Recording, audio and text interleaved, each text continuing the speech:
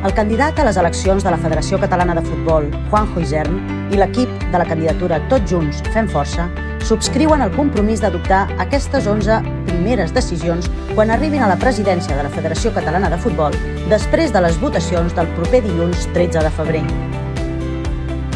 El futbol sala ha d'estar representat en els estaments federatius i tenir els mateixos drets i deures que el futbol. Aplicació d'una rebaixa en el rebut arbitral del 20% a les categories amateurs. Augment del 100% de la campanya Tots som un equip. I compromís per no portar a terme cap increment de quotes en tot el mandat. Aplicació d'un descompte del 50% de les quotes d'inscripció per a tots els equips i bonificació especial del 100% als de segona i tercera territorial catalana. Adequació d'una gestió responsable del comitè d'àrbitres. Estudiar la viabilitat d'implantar a partir de primera territorial catalana el doble àrbitre. Es crearà la figura del delegat de futbol sala a cadascuna de les delegacions territorials amb la voluntat de millorar la relació amb els clubs, facilitant la informació i l'atenció.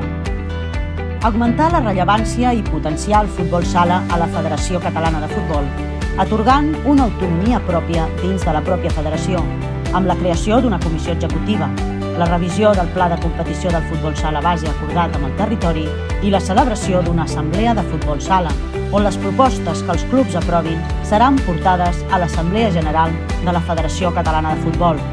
Es treballarà conjuntament amb els ajuntaments, els consells comarcals, les diputacions i la Generalitat per al cobriment de les pistes de futbol sala que encara estiguin a l'aire lliure.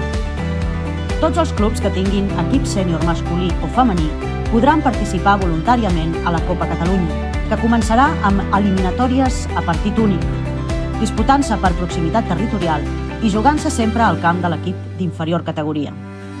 Treballar en la millora per a la formació i captació d'àrbitres, entrenadors, equips tècnics i directius. Adequació econòmica de la formació adaptada a les necessitats dels cursos. Potenciar el futbol sala femení, revisant les categories i el pla de competició.